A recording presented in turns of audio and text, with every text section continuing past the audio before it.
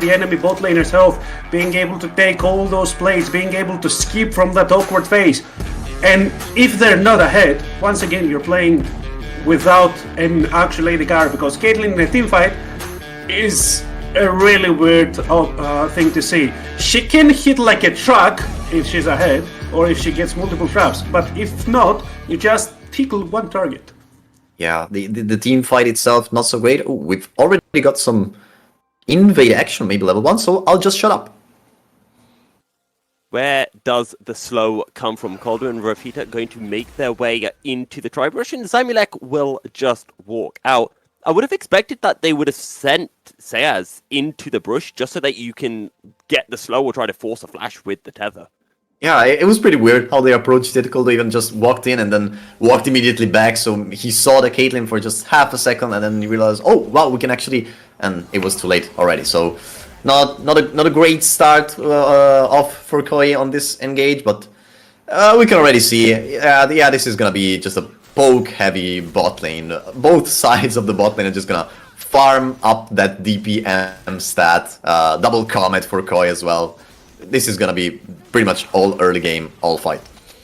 Yeah, for sure, and I think with the virus being lethality, it kind of turns the attention more to the bottom side, because lethality virus has a great mid-game spike, but then he actually really descales. You cannot do as much damage. You're really dependent on the rift not being a mountain rift, because if the enemy team can stack up all those mountain rakes, I've heard tells that one time in a competitive game, a team got 4 mountain rakes and a soul, and then the virus just disappeared.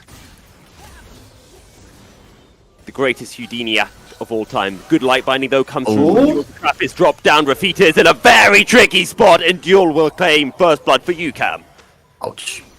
Yeah, that was a lot of damage there. That was a great CC setup. You can see that that lane has been trained from the side of UCAM, and they are on to a great start at the moment, because if they manage to control the wave great right now, Rafita will not be able to get back into the lane ever.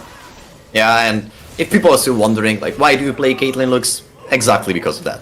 Binding, trap, so much damage, and it's basically the end. To answer your question from a while back, Milky, I actually went and checked the AP scaling on the Karma. It's 17% from his base stats plus 1% per 100 AP. So it's not actually a great scaling for Sylas. Don't expect Sylas to like regain his whole health bar with an empowered W, but obviously, he's a champion that is spaced a lot around Sustain with his King Flare and stuff, so expect a healthy Sylas in this game. Okay, Thega now looking over towards the bottom side. No gank will come of it, but this does give me a good opportunity to pose a question about the Belveth Rev, because this is still a relatively new champion that we don't see a lot of in competitive. So I want to ask, how does it get played? Because one of the common things I hear is that this champion is one that needs to get ahead in the early stages of the game to try to snowball, otherwise it can become a bit useless. Oh, I played a lot of Belveth. I'm one of those guys, and I will not apologize about my character whatsoever. But I don't completely agree. It's really nice when she gets ahead. She can snowball. She can like take away all those neutral objectives, be in her true form indefinitely. But if she doesn't, that's still okay, because you can also rotate towards the tank build. You can build the blade towards any Bamis tank item, go into the Titanic Hydra, have a lot of HP, have a lot of sustain throughout those fights. Your Baron taking capabilities are the same as with the Kraken Slayer, so everything's fine. And you can still be a frontliner along with Ornn. You can have your own, stay in your backline on all of those team fights, be the peeling tank while you are the frontline tank just being annoying. Yeah, watch out. This could be actually quite an interesting spot for both teams, because it's a 2v2 on the top side, and both Doxy and White Knight were just going at it. They've been exchanging blows, basically all laning phase, as top laners love to do, but I think that spotting each other's jungler there kind of pulled back on the aggression for both sides. I agree mostly on what Reb was saying about Belveth. I'll just add on that, obviously, when there's a Belveth in the game, the Void objectives become so much more important. So that first Herald is gonna be pretty pretty decisive for how the early game goes. I think it's kind of true that Belvet needs to snowball, but if she gets that Herald, it's so easy for us to snowball. Seaz looking for the play on the bottom side of the map. Zamulek forced to use the cleanse. Light Binding will not land, but the piercing arrow will. Rafita and Seaz come out of the trade on top, but they are still trailing by a relatively large amount in the CS department. And I was about to say that the two junglers putting themselves on the top side really benefits the bot lane of UCAM as they are ahead, they can pressure the lane, they can know that they can go under the enemy tower, but that trade really changes things around because right now, Zico is already in the bot side and they may set up a dive. Zico is level 6, so has the ultimate available, goes in, finds a 3-man fear! Won't land a second ultimate, but they get 2 kills nonetheless. UCAM no touch. There is the hijacked Shadow Surge. Seaz is the focus for hat-tricks, and this will surely be a kill for the UCAM mid laner. UCAM end up coming out of that one on top, I think, with 3 kills for 2. Yeah, that was amazing. From Tiger especially, 2 kills on the Belvet. That's amazing. Yeah, it's exceptional at the moment because you get yourself ahead, you're so much closer to your first item and you can get all those neutral objectives much faster, especially the void ones. Oh, look at the positioning on Belvet. He just connected on all enemies. All 4 of his dashes had a target. A lot of damage there. Meanwhile, of course, Koi were just taking damage from the turret. It was a 4v3 initially. They were in a great spot. The Vex entrance was amazing. A whole lot of burst damage onto Duel. Great. But then you've lingered in that area for too long. And now the Belvet is starting to snowball. I want to throw back to something that I think our analyst desk was talking about in regard to Thaja, but they were talking about it relative to solo laners and leaving camps to be able to join in for team fights, because that's kind of what we saw there, and it worked out really well for UCAM. Absolutely. It did work, all that response. When you have a responsive reaction to all that proactiveness from the MVP, it can go so right, and it did for the side of UCAM. And now there's only one piece of the puzzle missing to see a hell of a lot of snow in that early game, because the Belvet is level 6. She has access to that ultimate. She just needs a way to kickstart it. And I am seeing pings to the top side of the map because that Rift Herald is about to spawn Moonboy. Yeah, exactly. I'm mainly looking... bot lane, there's been some action. Duel just flashed as well. So I was mainly looking towards the supports, especially. Usually, minute 8, Herald fight, you want to see what support is level 6, which one has the ultimate, which one doesn't. Obviously, Koi have a Karma this game, so it doesn't really matter for them if they're not level 6. Duel with a support Lux, that level 6 is not that impactful as well. Ooh. Kick into the Shadow Surge. In goes Zico. Dogsy too late to the play. Call of the Forge God will find some damage onto Calder, but not enough to find the kill. And that is the fear onto hat-trick. Sustaining up, but surely not enough. And Koi will be able to find their second kill of the fight and now have a free passage to claim the Rift Herald. So there's a fight on the bottom side as well. Good chain of corruptions cleansed away by Zamulek. Will be able to survive the final piercing arrow. Not enough from Rafita. But Yul has just hit level 6, so has the final spark available. Could try to snipe down the Varus. And we saw a lot of not okay actions from the side of UCAM because they wanted to pressure on the side of Herald, but they did not have enough priority on the top side. We see when the Call of the Forge God comes through, it's already too late. Hat-tricks is so low and the jungler is already dead. But what I'm really interested in is how is their bottom lane losing? Yeah, the pressure is actually pretty high. As I said, there was that trade before that we didn't get to see where Duel traded his flash for Rafita's heal. So I think maybe you can try to flash engage, but they missed the binding. And so it sort of gave back to Koi the whole opening to play the lane a little bit more aggressive, get the push going, and kind of answering that Caitlyn Lux side. But the fight on the river, it was very well played by Koi. I mean, one of the things that you need to keep in mind as Belvet is your E ability is so important. You need to cast it when you're sure you won't get interrupted, because you get damage reduction, you get lifesteal bonus, you get so much damage extra on top of that, and it was immediately interrupted this time, so no value for Tighter there.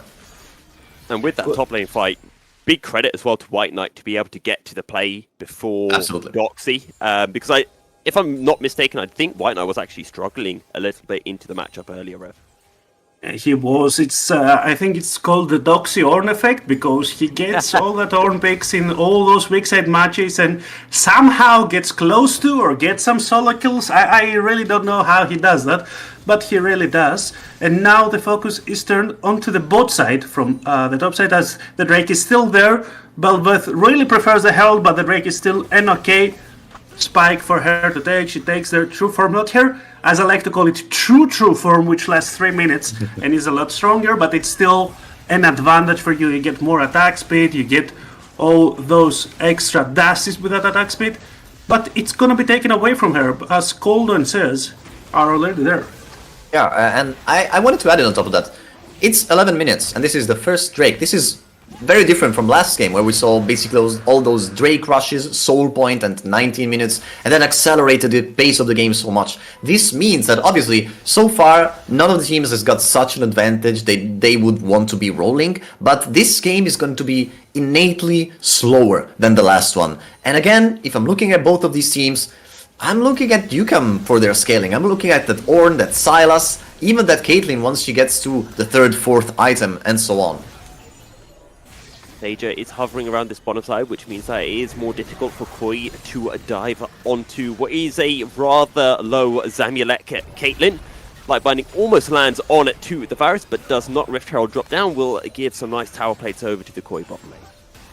And it all rolls really well for the side of Koi as we're getting close to the 14-minute mark. The kills may show 4 and 4, but there's almost a 2k advantage for the Koi, and also they already are stacking some of the Drakes. You might think that the Cloud Drake does not give a lot of battle stats, and you'll be right, but it gives you a lot of power to rotate around the map, to be first on the move, or to be really quick in answering any proactive moves that UCAM will try. Yeah, and how I'm looking at this game is now that we're gonna enter the mid game, this is gonna be Koi's time to shine, because you're gonna be hitting those spikes on the Varus, on the Aatrox, which precede those hard scaling ones from the Caitlyn the Ornn on the other side. So you need to make the next 10 to 15 minutes really count, because once those 3rd items start coming in for UCAM, it's not your turn to play on the console anymore. It's your big brothers, and it's not gonna be that much fun for Koi to recover from the game if they can't use these next 15 minutes to get a big advantage.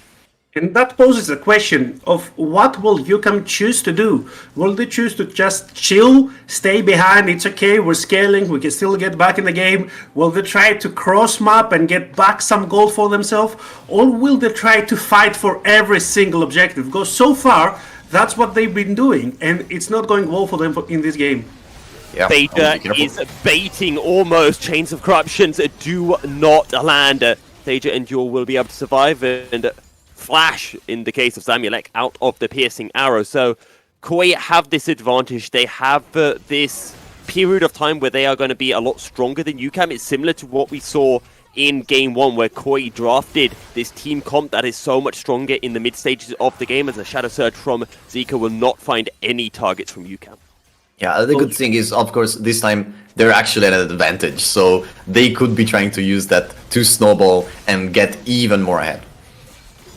They almost got a good dive going there, but UCAM was really fast on the answer, but they're still losing something. We see once again that Hatrix is losing waves. He's sacrificing himself in all that point. He's getting behind in minions. 10 CS is not a great advantage, especially if he managed to pick up those waves, but he still could be so much further ahead. He could have gotten some plates, if not trying to save his team time after time again. And in the same time, we see Tiger farming up, having his first spike as he has the Blade of Rune King, but he's not able to utilize it anywhere. Rooted down in place as Caldo is making his way up towards the top side. Lands a Sonic Wave, goes in with the Resonating Strike, but so much of that damage mitigated as Doxy and White Knight just traded, but they didn't trade health bars because White Knight is still full health.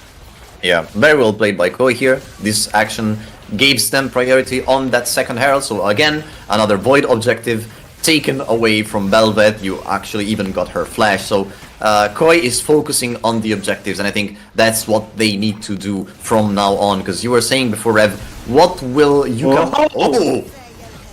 That was a lot of damage, and now Koi turned the play around. They get the kill onto Duel, and UCAM was so close to finding a killer Rafita, but Koi say, nope, we got it all under control, baby. That was a retaliating strike if I've ever seen one, as they got hit hard and hit back harder, and it seems like everything is going wrong right now for the side of UCAM, and now this timer that Moonboy mentioned over and over again is coming to its fruition. If you can't kill them now, that means they've gone over your early game spike. That means you cannot pressure not even the sidelines at this moment. How will UCAM get a response in that mid-game spike that Koi is now in? I think the best thing for UCAM to happen might be if Koi commits to some aggression on the top side maybe, and you manage to take away a dragon, slow that spike even more, slow that threat of a soul coming even more, then you can actually try to gain advantage, but they're pushing a lot!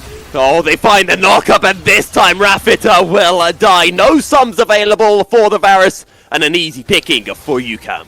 If two people won't do you the job, bring four and they will manage to do it. And it's at the timing where the Drake is up, but they still don't have enough bot lane priority, as we see that White Knight's Aatrox have pushed bot lane all the way in. That means that they cannot go through the bottom side river, they don't have complete control, and they are too afraid of contesting this objective.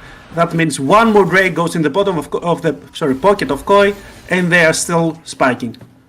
Yeah, and it's gonna be an infernal rift. I was actually kind of holding my breath there, because you were talking, Rev, before about the legend of a team that got 4 Mountain Drakes and the Varus disappeared. That was actually a possibility for UCAM, and more even, they had an Ornn. Ornn works so amazingly with Mountain Drake. Luckily, that's not the way. It's still a threat of 4 Infernal Drakes on UCAM's side, and you wouldn't want to give them that either on the Caitlyn, on a Lux, on a Sylas, these champions that use these aggressive stats very, very well. But from now on, I think Koi is in a comfortable spot. They just have to make sure they don't drop it. I think the game is, I don't want to say completely in their hands from now on, because obviously if they take too much time getting to their next objective, getting to that win, then as I said, UCAM might be able to outscale them and come back into the game. But for now, Koi is in a prime position.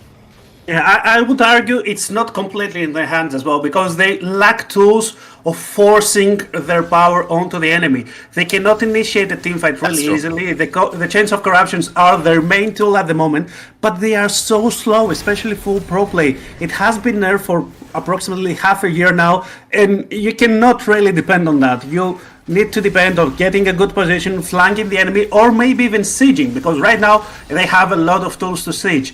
But they don't have the tools of getting any Baron buff, so their sieging will be harder than it needs to be. And Koi with the Rift Herald in the mid lane are able to just access so much more of the map now playing towards the top side as well, and that is going to be all 3 outer towers secured by the side of Koi, which just means that they get so much more access into UCAM's jungle. Yeah, I think the key is, as you said, they don't have that much engage power, so you can just have to make sure not to offer them that engage. The advantage is pretty big. Koi can use this mid game to snowball.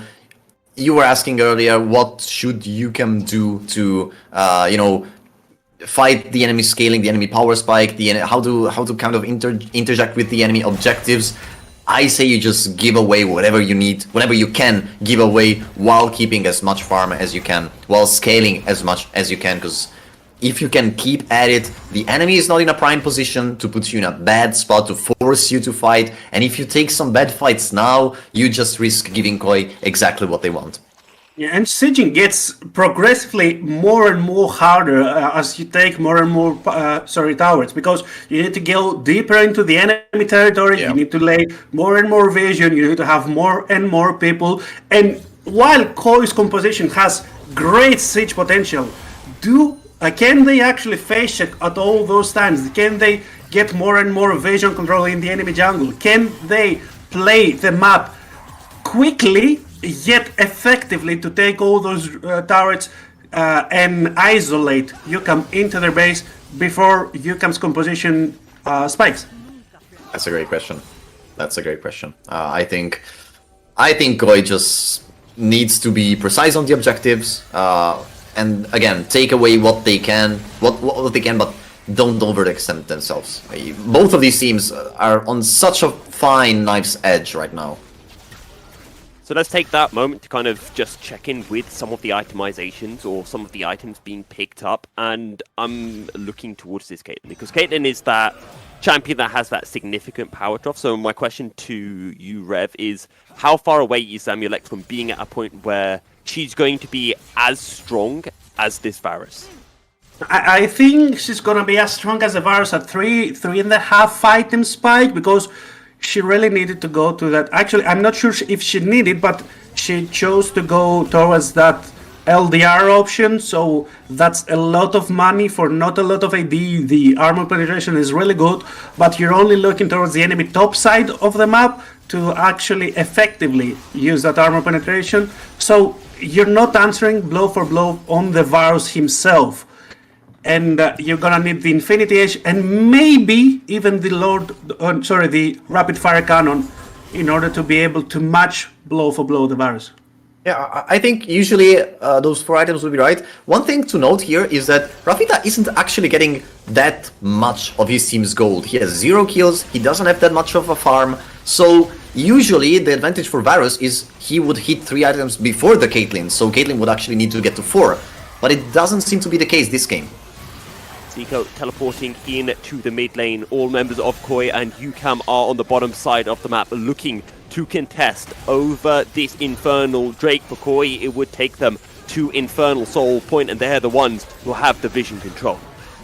And I'm not really sure that you need to contest. All the time spent in the mid lane is gone for not for the side of UCAM, because as soon as they saw the teleport, they know that Koi have committed, and Koi is really heavily ahead at this moment in the game. You can try to steal it, as Duel just did with the final spark, but apart from that, I'm really sure that you don't want to go into a full-fledged on teamfight.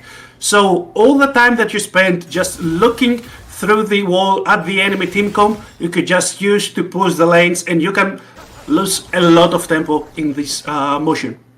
I think though sure they lost some. I don't think they lost that much. Especially, I think their intent was not really to contest the Drake, but to delay the Drake, so that next Drake, when that soul spawns, they have those extra 20-30 seconds to try to get one additional item spike. It's at the end, they didn't really miss any of the waves. They could still get to the side lanes, they could still push out the waves, so I don't think it hurt UCAM that bad.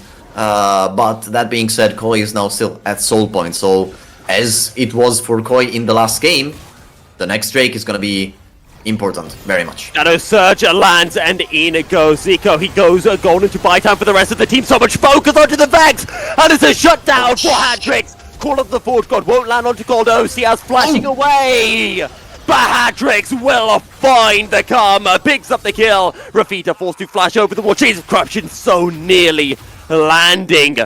But in the end, UCAM get 2 kills for nothing, and now they might be able to pick up the Baron Nashor. They were so ready to strike. They were waiting for one single slip up from the side of Koi, and it came. Vex went with the Shadow Surge, but had they have no Varus as well, but they had no passive up, so no fear, no interruptions onto the side of UCAM, and now still is their only option. Only 2 members of Koi are left, 5 members of UCAM on the Baron Nashor, but critically for Koi, they have a Lee Sin up, they have a Smite available. Can Coldo steal the objective away? White Knight into the Baron pit, Coldo into the Baron pit as well. White Knight finds 1 kill. The Baron has been secured by UCAM. Ciaz has made his way over, and maybe Koi still have a chance. Just delay UCAM, maybe to find a single kill. Zico is making his way in. Shadow Surge not yet available, and Ciaz is still harassing this 4-man unit of UCAM, trying to buy time. Good little Knockup that comes through. The call of the Forge God is up and available. Zico finds one, won't be able to find a second, but what can White Knight do now in practically a 1v3 as CS just tries to keep him healthy, and UCAM will be able to survive with 3 members left, 3 members with a Baron buff. That was I'd say that's great for UCAM. Yeah, sorry.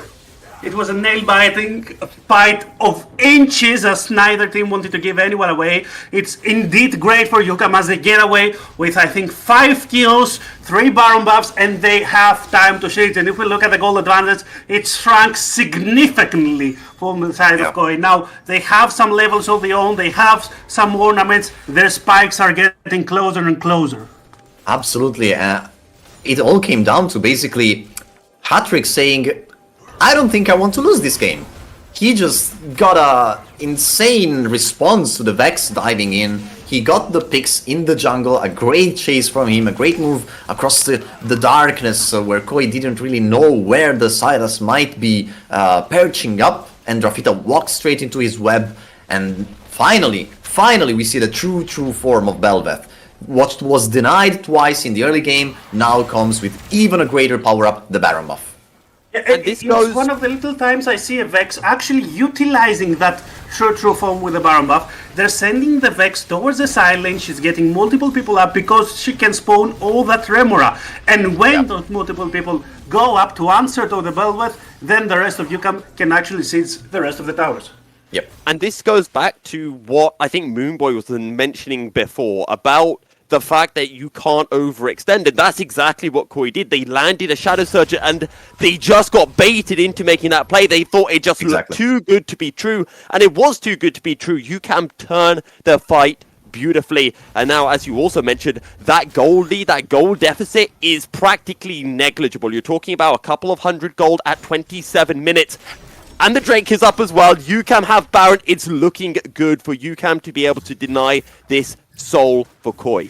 Absolutely. You were looking at a fight for soul with a couple thousand gold advantage. Now you have to fight even for that. But importantly, Chico has got the Rabadon. Hatrix doesn't yet. So that's an important spike that's missing from UCAM's side. Shadow Surge lands and Zamulek is obliterated! Zico is alive, but Zico will be alive no more. 3-man Call of the Forge God, but into the backline goes Stager, and Rafita will fall. UCAM again, it looks sketchy at the start of the fight, but as the fight progresses, UCAM are coming out on top. They find a knock-up onto White Knight. White Knight still alive, still trying to heal, still trying to sustain, but he can't sustain against 4 members strong of UCAM, and the top laner for Koi will finally fall. Sayas, the only member left standing, but he will stand no more. UCAM get the ace, and they only lose 1.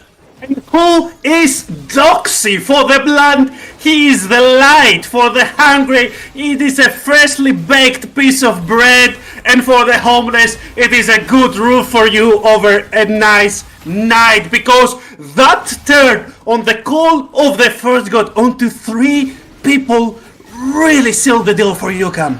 Yeah, absolutely. You can see in a replay again. Chico on this Vex, he just dives for the enemy carry. He actually manages to completely annihilate Zamulek, but the rest of his team has to walk through this choke point, and Doxy lands a beautiful 3-man knockup with the laser, with Danger just following up and obliterating Rafita. And you just have to compare these two teams and what they need to succeed. We said UCAM has that innate scaling on their champions. I mean, yes, of course, the Vex, she's strong, she has the Rabadon. If she can reset with her ult, she can become a huge danger in the team fight. But as you were talking about in draft, once that Sylas gets that ult as well, he's basically a Vex with even more stuff to deal with. With even more items as well. As the decap is completed, that ring is getting more and more close to a death note, one might assume, because 10 stacks are really ringing nice on it. And one more extra little bit of info I want to highlight right now. Every other member except Hatrix from the side of UCAM has at least 1 control ward in the inventory. Their vision control is on point. Hatrick is sidestepping absolutely everything. Chains of Corruption will not land, and Hatrix will be able to make his way out to safety. 8 and 2 on the Silas, 10 stacks on this Dark Seal, as you alluded to earlier. Maybe we'll see the Medjai's, the Death Note, coming through shortly. But this point in the game right now, for the side of Koi, it has to be so tough to deal with. Yeah, for more than one reason as well. Because one thing you have to notice is Tager, he did not lose the true 2 form. He always managed to reset it before it expired. And he hasn't died since getting the Baron. So he still has those Ramirez you were talking about, pushing the lanes for him. And another Baron is gonna spawn very soon. A little standoff between UCAM and Koi, broken by Koldo throwing out the Lee Sin Q. And in the end, no fight will ensue from it. But there is a Baron up, and UCAM are trying to starve Koi of any form of vision. Yeah, that vision. I was actually highlighting it before. All that vision control can give them free reign over the objectives. Of course, there's one nice little ward outside. Oh, okay, hat-tricks! That's one way to get rid of the Koi support. But Diaz is gone. The Vex is in the enemy base. Someone from UCAM has to respond to Shiko. He's just pushing into an inhibitor. If Koldo can steal this Baron away and give the Baron buff over to Zico, this could be absolutely huge. Koldo lands the Sonic Wave, but forced to flash away. Ace in the hole come through as well. Baron down to 3,000 health. Knock up onto the Lee Sin. Koldo goes into the Baron, but he's already fallen. And UCAM will get the Baron, but Zico, as you mentioned, is into the base, able to get a single Nexus tower. It is still UCAM with a Baron buff on all 5 members. That Nexus Tower is not enough, because with the Baron buff they can reclaim the Inhibitor Tower. It's naked right now, standing in the middle and just calling onto UCAM to come and claiming, and there's no way to get rid of all of those Baron buff minions, especially with the Ramirez. We're gonna see the Inhibitor dropping, and maybe even not even surging actually towards the other lanes, as they're looking into pressuring the Nexus Towers. Okay, well, never mind. As Dior just falling, the hail of arrows comes through all the fear, stops Sega from going over the wall, piercing her like away, but dies to the burn, the death stance. Death will eventually come. It might just take a little bit longer, and Koi get 2 kills, and they keep their base somewhat intact. That's huge. That's huge for Koi. You just took away 2 Baron buffs. You reset the Belveth form. Once she respawns, she's not gonna have her true form anymore. And because 2 members from UCAM had to recall to stop that Vex, you didn't have the full power pushing down the mid lane, so you only could get that 1 inhibitor. I still don't know who really came out on top of this trade, because yeah, 1 Nexus trade is good, but it doesn't really count unless you get both of them, and all... Buonasera, hat-tricks! Hat-tricks forced to go golden as Koi send their regards! A lot of damage onto Koldo, but he will survive. Koi find the mid laner, the thorn in their side, and with the Drake spawning up in 10 seconds, Rev, UCAM need to find something big. They're gonna need to find a hat out of their hat-tricks without hat-tricks himself over there. Now, Tiger is getting close to the Drake, but he's late. There's no vision control for the side of UCAM, and that's the way they're winning the last few fights. Can they actually do it? Will they just TP? I think they're just gonna try a God Send Steal. Yeah, if they could stall for another 25 seconds, that Hat-tricks had the TP, but it's just not possible. It's just gonna come down to maybe a steal from Duel. Oh no, close enough. Not enough damage. Not there. So Infernal Soul for the side of Koi, and this game is turning to be a roller coaster of emotions, as we still don't know which side is on top. The Gauntlet at the moment favors UCAM, but it's not really significant. It's only 2k, and we're now going through the 35th minute of the game. On the other side, they have a full set of ornaments, so that gives a lot of power balance to UCAM again. But the fights, the Koi somehow managed to get fight after fight on those latest skirmishes. And you mentioned the ornaments. I also want to talk about something that we touched on earlier, which is when is this Caitlyn going to be as strong as the Varus? You talked about 3.5 items. Well, we're practically at 4 items for Zamulek right now. Ooh. Yeah. Nice of Tager to get out of the Infernal Chains. That would have been deadly for him. I also want to mention, I think actually the fights have not been good for Koi. Yeah, they could get something out of them, but it's because Shiko wasn't in the fight, so they basically just dodged the fight and went for the split push, and then they got a pick on Hatrix in the mid lane when he should have never been there. So I think Koi, even with this Infernal Soul, is still pretty scared to go back into the team fight, because every team fight from the mid game on that we've seen for UCAM, it was just a huge performance from Doxy's Ornn, a huge performance from Hatrix's Sylas, and Thager on this Bel'Veth as well. Now that Zamilek is about to hit that 4th item, put him in the mix as well. Koi is gonna have to play exceptionally well. First and foremost, Chico on that Vex. This game has been mostly the duel of the mid laners. They should be scared playing into that teamfight composition, mostly teamfight composition that UCAM managed to obtain is really frightening in those later stages of the game. But if they manage to get some more poke, that Infernal Drake really enhances all that huge range that Karma Varus provides. If they manage to hit all those skill shots, they might be able to get an edge over Koi. And as we're closing in to the Baron buff, we need to check some really serious time issues. And by saying time issues, I mean some stopwatches. And by saying stopwatches, I mean the lack thereof, except in the pocket of Hatrix. Just that one Zhonya's right now for Hatrix. Zayaz does have a stopwatch, but those are the only stasis available on the Rift. White Knight doesn't have a Guardian's Angel. Now, it feels like we're getting closer and closer to a fight that is going to determine this game. I'm particularly looking towards that Elder Drake fight in 3 minutes' time. And the question I want to ask is, what do Koi need to be able to find that successful fight? Because the last couple of fights, it's looked like Zico has found these really good Shadow Surges onto squishy members from UCAM, but they just haven't been enough. I'll tell you what, if you can sidestep those final sparks, that would be very helpful in the big team fight. Yeah, absolutely. I think the most important thing is, yeah, Shiko can just go into the enemy team, burst the carry. The rest of the team needs to be able to follow him. Otherwise, it's just a trade 1-for-1. It's not worth it.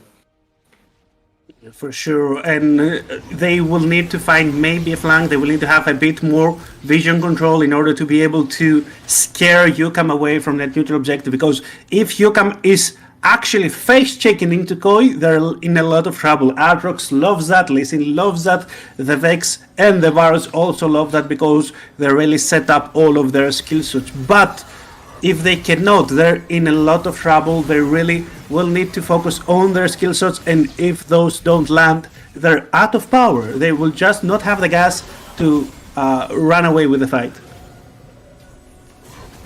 Koi setting up vision in the river as the observers just highlight what UCAM can see, and they can't see a lot. Koi though backing away from the Baron, which means that we're getting closer and closer to that Elder Drake spawn.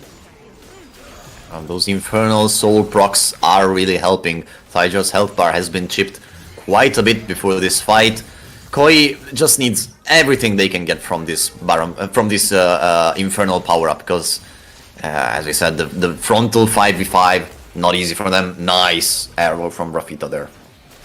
And thankfully for Koi, the R from the red side facilitates a lot more steals for the Baron buff. It's really easier to get into the pit as the Shadow Surge goes wide, or actually Zamilek dodges it and tries to get away the spell silt from Rafita, but are unable to, from Zico, sorry, thankfully for him, as he can go in deeper right now and not be afraid of getting caught out by a single skill shot.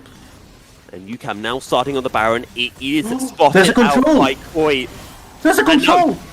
UCAM know that there was a control ward there, so what are they planning? There are so many Caitlyn traps. Call of the Forge God used by Doxy. Turns towards Zico. They want to get this Vex out of the fight. Zico's getting bumped, but such a huge shield flashes over the wall, and now it's White Knight being left alone. A 1v4, big arrow over the wall, but White Knight cannot stay alive, and it is a single kill for the side of UCAM. They want more. Flash away, but Zico finds the kill onto Doxy. Makes it a 1-for-1, and Elder is up in 10 seconds time. Oh Zico my god. has his teleport up. White Knight also, but he's spawning close to Doxy, and that's gonna be a 4-for-4. But Does UCAM even know it? Are they abandoning the Drake? They must be thinking the enemy is just recall. They are not tracking this right. They are just full committing for this Baron, but this trade is not worth. That's an Elder Drake. Koi will get the Elder, and UCAM say, we cannot fight it, we're just going to take the Baron buff and maybe try to be able to stall out your push with the Elder Drake. Oh, but this was such a good chance for UCAM. Zico missing his ult was so crucial. As we said so many times, Koi need to not only send that Vex into the backline, kill a carry, but have follow-up ready for her so she doesn't die immediately, and that was not available for Koi this time. So UCAM just wanted to force that fight. That's why they went to and hit the Baron in full vision of the enemy team, because they just wanted to go and unload on the Vex without any ultimate. Yeah, and the brain power really was there. There was some really smart movement, both from Hatrix and from Doxy, as they stole away the spell seal, then they focused onto Zico, but Zico somehow managed to survive, bite the skin of his teeth, time and time again, and gave this huge neutral objective for the side of Koi. But they don't have a lot of time. We see a minute and a half for almost for the Baron buff, and that means almost a minute and a half for the Drake as well. Oh, look at that Bel'Veth. That's an insane push she's bringing towards the enemy base, and Aatrox says just now recall. That's gonna be an inhibitor, maybe. Oh, okay. And I guess this is the power of having a Baron. Oh my god, look at that damage. When you have a Bel'Veth on your team, almost able to get the inhibitor as well. And Thaja is on the run, Rafita is on the hunt. Sayas has already used the Shirelia's Reverie, so no more movement speed to try to hunt down the Bel'Veth. 1 minute 20 remaining for UCAM's Elder buff. Yeah, and he's such a menace on the sideline. He knows how to utilize this very well. He knows when to start retreating. He could have been there from the hero, but he knew that it's going to be paid with blood, and he doesn't want to give a numbers advantage to the side of Koi for so long, because we're right now in the 42nd minute of the game. That means every death will be accompanied by a 50 seconds, almost a minute death timer. That can be so punishing.